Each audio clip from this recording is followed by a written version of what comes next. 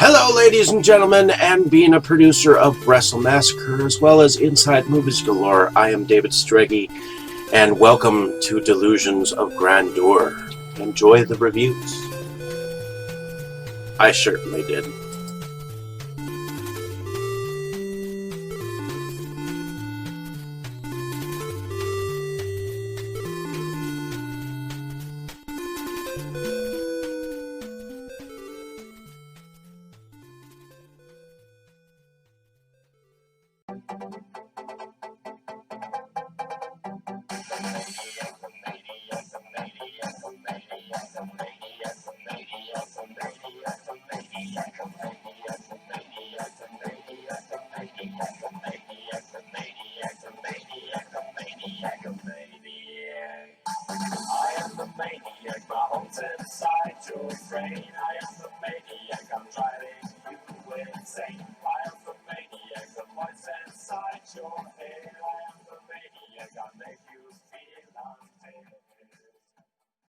Okay, Dave, that's it. Screw you and your college flunkies.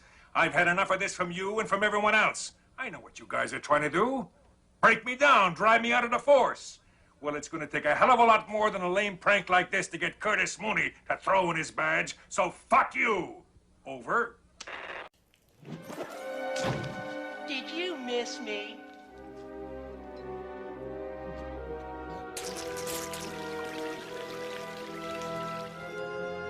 I guess not.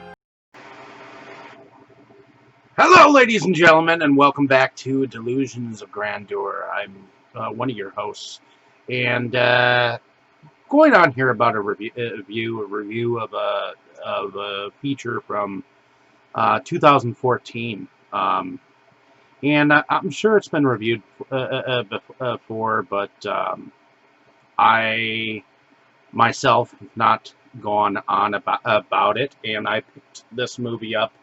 I saw it a couple of times in half-price books, and I just finally picked it up for roughly about $6-7. And it's called Space Station 76. And it stars Patrick Wilson, Liv Tyler, and Matt Bomer in here, among others. We have a captain, a lieutenant, a technician, a housewife, a busybody, and a supervisor. And the supervisor is played by Jerry O'Connell, who we well know from Sliders. And this film is like a slice of life look in on a space station that is set in what we believe to be the future of what people thought was in the 70s. And from what I understand, this film was directed by Jack Plotnick, put out by Destination Films and Sony Pictures.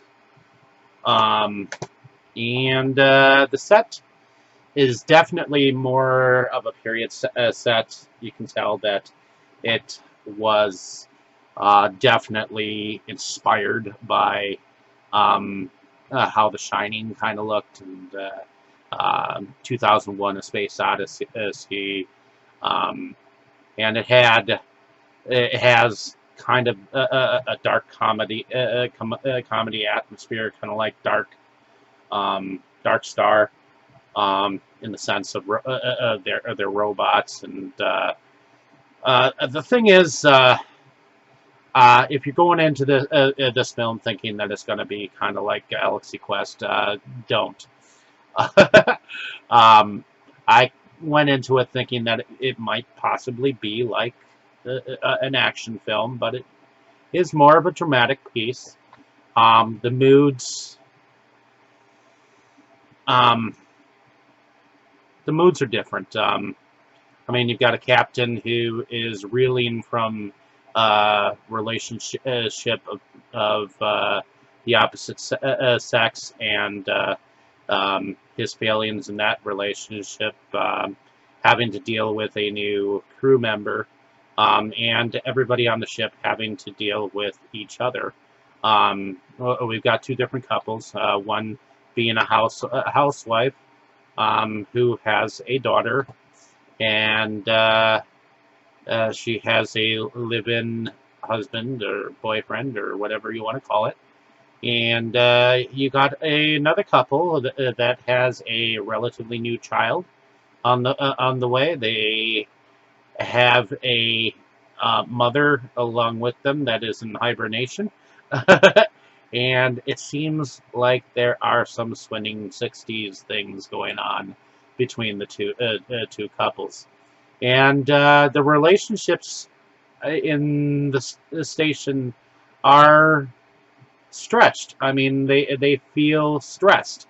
Um, I think that has to do with the isolation that they have to deal with, and there is a greenery on board that apparently one of the couple's husband is is taking care of a cannabis plant.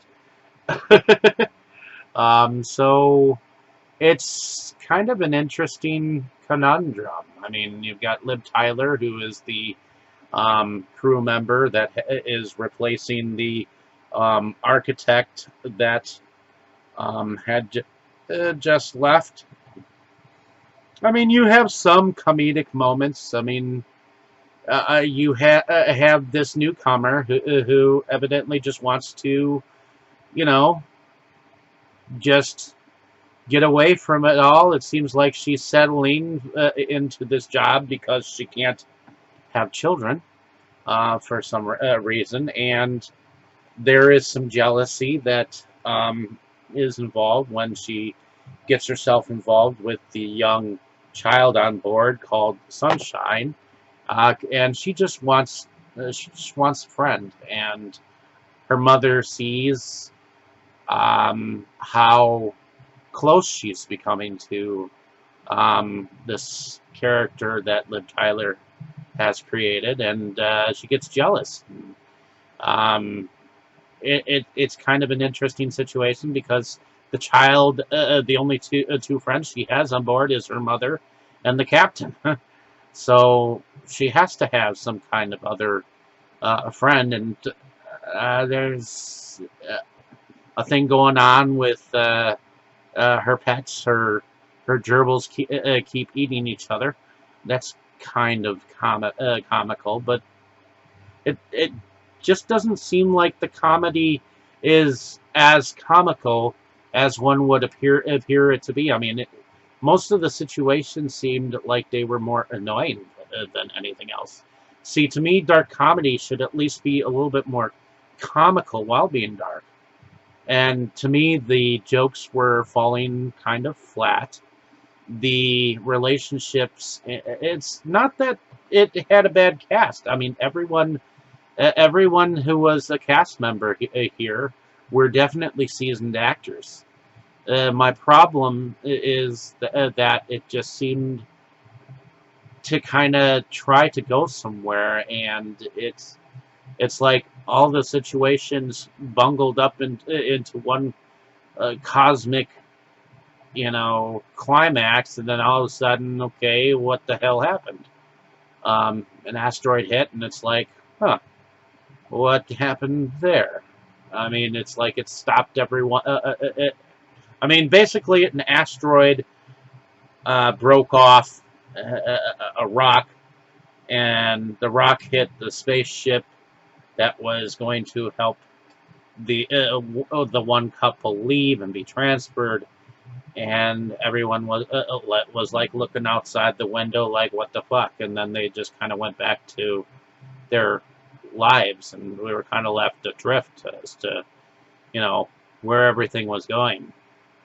It was just kind of, like I said, a slice of life look into what was going on. And I mean, it's not that the sets weren't pretty. I mean, it was a look into what the future could be. I mean, I did think it was kind of comical that You could buy a hyper frozen dog for a pet, and I won't say exactly who, what, for whom, but it was an interesting idea, um, that you could do this type of thing in the future. I mean, it was actually more morose, because one of the families had their mother, in hibernation, and she just did not want her to wake up, or even be transferred on time with them. So it seemed like she was a busybody, and seemed to be controlling the relationship, which is why I think, the other guy, her man, uh, was philandering. So, in any case, other than that, it was interesting and it was watchable, but I'm not sure I entirely enjoyed it. I mean, it's up to you. It was not entirely my cup of tea. I mean, it was kind of like a kind of a movie. It's like you don't know whether to get into it or whether to just go at it. It's hard to describe. But in any case, I guess I somewhat enjoyed the movie, but I guess I didn't. I wasn't understanding what the point of the movie was, and I didn't see where it was trying to take me entirely. I mean, even the child, she was somewhat strange. Her whole thing. I mean, I guess she just wanted to be free. Um, yeah. In any case, thank you for listening. Hopefully you check the film out and let me know down in the comments what you thought of the film. I just thought it was strange. Um, it wasn't a wow moment. It wasn't. I was excited to see it, and it somewhat disappointed me, I guess. But it was entertaining to a certain degree, and I guess I just wonder what other people's thoughts were on this film. Again, this film was called Space Station 76. It was an interesting idea. I did like the fact that he did bring the roller skate derby thing into the whole mix. When the little girl was drawing on the wall with a purple crayon, that kind of reminded me of Harold and the Purple Crayon. So, I don't know. I kind of got mixed vibes of this film. I wasn't sure whether to like it or hate it, and I guess I'm neutral to it.